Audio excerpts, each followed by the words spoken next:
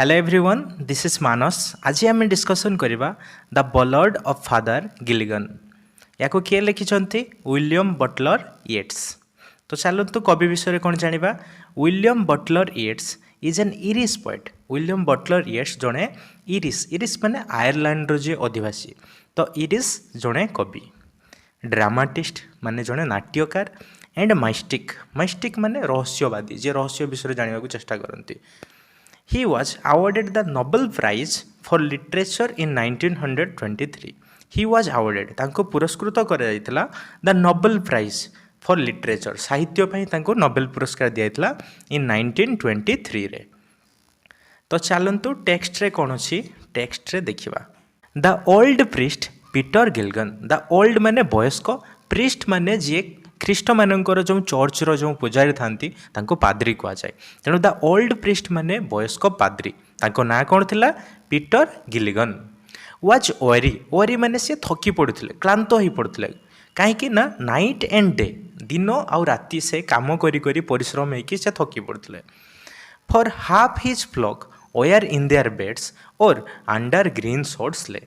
Half his flock माने तांकर अधा, फ्लॉक माने ठीक क्या कहुई जो चर्चर किसी मेम्बर्स थांती पेरिशनर तांको कथा कहुई। से माने कौन अच्छा ना वेयर इन देयर बेड्स माने से माने बिछଣା सज्जा होती माने मृत्यु पाखे आसलानी से और आउ सेमानकर अधा कौन अच्छा ना अंडर ग्रीन शॉर्ट्स ले माने सबुज घासर बिछଣା तले या माने से माने कबर रे अछंती मरि जाइछंती। वन्स एकदा while he nodded on a chair. While जेते बेले ही नोडेड माने झुंकी पड़ुथिले ऑन ए चेयर ऊपर बसिकी तले झुंकी पड़ुथिले केते बेले समय रे at the moth hour of इव माने इवनिंग संध्या समय पूर्वरु। मोथ होची गोटे प्रकार पतंग जे कि कीट उड़े संध्या बेले आउ सकाळे मध्ये उड़ती। तो सही संध्या समय पूर्वरु जेते बेले फादर गिलगन तांको चेयर रे बसिकी झुंकी पड़ुथिले अनदर माने अन्य जड़े पोर मैन गरीब लोक सेंड फॉर हिम माने तांको डाकी पठाइले। सी मध्य बिछणार पड़ुचंती तांको मृत्यु पाखे आसलानी। तो मृत्यु पूर्व ये जाई कौन करती किसी मंत्र पठंती। ठीक अच्छे। तो से यांको डाकी पठाई एंड एवं ही बिगेन टू ग्रीव। ही माने से फादर गिलगन कौन कले बिगेन आरंभ कले टू ग्रीव माने दुख प्रकाश करिया चाहिए। तापर सी रागी कहते आई हैव नो रेस्ट माने मो पाखे टिके विश्राम नहीं, नोर जॉय टिके भी आनंद नहीं एंड नोर पीस माने टिके भी शांति नहीं। For people die and die. For people लोक मैंने कौन कर ना डाई एंड डाई माने मरुंट आउ मरुंट लोक मैंने बारंबार मरुंट मु बारंबार जा थकी पड़ली मोर टिके शांति नहीं किंबा आनंद नहीं किंबा विश्राम मध्य नहीं। एंड एवं आफ्टर क्राइड क्राई माने चिल्लैबा चित्कार करवा। आफ्टर क्राइड एतकी कही चिल्लै सारा परे ही से कहले गॉड फॉरगिव जे भगवान मते क्षमा करदेबे। My body spake not I. My body spake माने मो शरीर कहला ये कथा, नॉट आई मु कही नहीं। मो शरीर थकी पड़ी एटा मु कही नहीं, मो शरीर कहूँ भगवान मते क्षमा करदेबे। ही नेल्ट से आंठे पड़ले and leaning on the chair. Lean माने आउ जीवा आउ चेयर को कौन कले डेरिकी टिके बसी पड़े। ही प्रेड से प्रार्थना कले एंड फेल एट स्लीप आउ से केतेबेले सोई पड़चंती। एंड एवं द मोथ आवर माने से संध्या समय जो कहते वेंट फ्रॉम द फील्ड्स माने खेतरू चलीगला माने संध्या पड़े जाइए।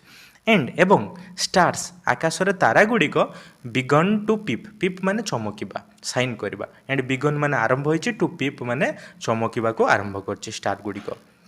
दे माने से तारा गुड़िक स्लोली धीरे धीरे इनटू मिलियंस मिलियंस माने लक्ष लक्ष संख्यार ग्रीव माने बढ़िबा को लागिले माने रही रही जेते राति बढ़ी जाइछि तारा गुड़िकर संख्या आकाश रे बढ़िबा को लागिछि। एंड एवं leaves shock in the wind आउ इन द विंड माने पवन रे लिप्स पत्र गुड़िक कौन होता सेक माने थरिबा हलिबा शॉक माने हलुतला। एंड एवं God cover the world with set आउ गॉड भगवान कौन करछंती कभर करछंती ढांकी देइछंती द वर्ल्ड पृथ्वी को विथ सेट जेमती छाई रे ढांकी देइछंती माने राति हेछि। And whispered to mankind. Whispered माने धीरे धीरे गुणुगुणु साउंड रे टू मैनकाइंड माने ई मानव समाज को बा मनुष्य मानक जेपरि किछि कहउछंती। Upon the time of sparrow chirp, sparrow ମାନେ ଘର ଚଟିଆ ଯେତେବେଳେ ଚିର୍ଫ କରନ୍ତି ମାନେ ରାବ କରନ୍ତି, ଆପନ୍ ଦ ଟାଇମ୍ ମାନେ ସେଇ ସମୟରେ ମାନେ ସକାଳେ ସମୟରେ, ହଏନ୍ ଯେତେବେଳେ ଦ ମୋଥ୍ସ କେମ୍ ୱାନ୍ସ ମୋର୍, ମୋଥ୍ ମାନେ ସେଇ କହିଥିଲେ ପତଙ୍ଗ ଗୁଡ଼ା ସକାଳେ ଉଡ଼ନ୍ତି ଆଉ ସନ୍ଧ୍ୟାରେ ଉଡ଼ନ୍ତି, କେମ୍ ୱାନ୍ସ ମୋର୍ ମାନେ ପୁଣି ଯେତେବେଳେ ସକାଳେ ଆସିଲେ ମାନେ ସକାଳେ ହେଇଛି ଏ କଥା କୁହାଯାଇଛି। The old priest Peter Gilligan, the old priest ମାନେ ସେଇ ବୃଦ୍ଧ ପାଦ୍ରୀ ଜଣକ ପିଟର ଗିଲିଗନ୍ ଷ୍ଟୁଡ୍ ଛିଡ଼ା ହେଇ ପଡ଼ିଲେ, ଆପରାଇଟ୍ ମାନେ ପୁରା ସିଧା ଛିଡ଼ା ହେଇ ପଡ଼ିଲେ, ଅନ୍ ଦ ଫ୍ଲୋର୍ ଚଟାଣରେ ସେ ଛିଡ଼ା ହେଇ ପଡ଼ିଲେ। ଦେଇ ସେ କହୁଛନ୍ତି ମାଭ୍ରୋନ୍ ଯେ ହାଇରେ ଦ ମେନ୍ ହେଜ୍ ଡାଏଡ୍, ସେ ମେନ୍ ଜଣକ ବ୍ୟକ୍ତି ଜଣକ ହେଜ୍ ଡାଏଡ୍ ମରିଯାଇଥିବେ। ହ୍ୱାଇଲ୍ ଯେତେବେଳେ I slept on the chair, ଯେତେବେଳେ ଆଇ ସ୍ଲେପ୍ଟ ମୁଁ ଶୋଇଥିଲି ଅନ୍ ଦ ଚେୟାର, ସେ ଲୋକଟି ନିହାତି ମରିଯାଇଥିବ ଯେଉଁ ଲୋକ ତାଙ୍କୁ ଡାକି ପଠାଇଥିଲେ। ହି ରାଉଷ୍ଟ ହିଜ୍ ହର୍ସ, ରାଉଷ୍ଟ ମାନେ ସେ ଜାଗୃତ କଲେ, ହିଜ୍ ହର୍ସ ମାନେ ତାଙ୍କ ଘୋଡ଼ାକୁ ଆଉଟ୍ ଅଫ୍ ଇଟ୍ସ ସ୍ଲିପ୍ ମାନେ ଯେତେବେଳେ ସେ ଘୋଡ଼ାଟା ଶୋଇଥିଲେ ତାଙ୍କୁ ନିଦରୁ ଉଠାଇଲେ। And rode with little care, and rode ମାନେ ତାକୁ ସବାରି କଲେ ୱିଥ୍ ଲିଟିଲ୍ କେୟାର, ବିନା କେୟାର କରିକି ମାନେ ଜୋରରେ ସେ ଚଲେଇକି ଗଲେ। ହି ରୋଡ୍ ନାଉ ମାନେ ସିଏ ଏପରି ସବାରି କରିକି ଗଲେ ଏଜ୍ ଯେପରି ହି ନେଭର୍ ରୋଡ୍, ସେ କେବେ ବି ଆଗରୁ ଏମିତି ଘୋଡ଼ା ଚଢ଼ିକି ଯାଇନଥିଲେ। ବାଇ ରକି ଲେନ୍ ଏଣ୍ଡ ଫେନ୍, ବାଇ ରକି ଲେନ୍ ମାନେ ପଥୁରିଆ, ଲେନ୍ ମାନେ ରାସ୍ତା, ଏଣ୍ଡ ଫେନ୍ ମାନେ ବାଡ଼ ଡେଇଁକି ରାସ୍ତା ପଥୁରିଆ ରାସ୍ତା ଦେଇକି ସେ ଯାଇଛନ୍ତି। ଦ ସିକ୍ ମେନ୍ସ ୱାଇଫ୍, ସେ ଯେଉଁ ଅସୁସ୍ଥ ବ୍ୟକ୍ତି ଜଣକ ଥିଲେ ତାଙ୍କ ୱାଇଫ୍ ଓପନ୍ଡ ଦ ଡୋର୍, କବାଟଟିକୁ ଖୋଲିଲେ। ଦେଇ କହୁଛନ୍ତି ଫାଦର, ଯେ ପାଦ୍ରୀ ୟୁ କମ୍ ଏଗେନ୍, ଯେ ଆପଣ ପୁଣି ଥରେ ଆସିଛନ୍ତି, ୟା ମାନେ ୟାଙ୍କ ଆଗରୁ କିଏ ଆଉ ଜଣେ ଆସିଛନ୍ତି, ଠିକ୍ ଅଛି। ତେଣୁ ତାଙ୍କ ସ୍ତ୍ରୀ କବାଟ ଖୋଲି କହୁଛନ୍ତି ଆପଣ ପୁଣି ଥରେ ଆସିଛନ୍ତି। ଏବଂ is the poor old man dead, he cried ମାନେ ସେଇ ପିଟର ଗିଲଗନ୍ କ୍ରାଏଡ୍ ଚିତ୍କାର କରି କହିଲେ is the poor man died, ସେ ବିଚରା ମଣିଷଟି କ'ଣ ମରିଯାଇଛନ୍ତି? ତାଙ୍କ ସ୍ତ୍ରୀ କହୁଛନ୍ତି he died an hour ago, he died ସେ ଲୋକଟି ମରିଯାଇଛନ୍ତି, ଏନ୍ ଆୱାର ଏଗୋ ମାନେ ଗୋଟେ ଘଣ୍ଟା ପୂର୍ବରୁ।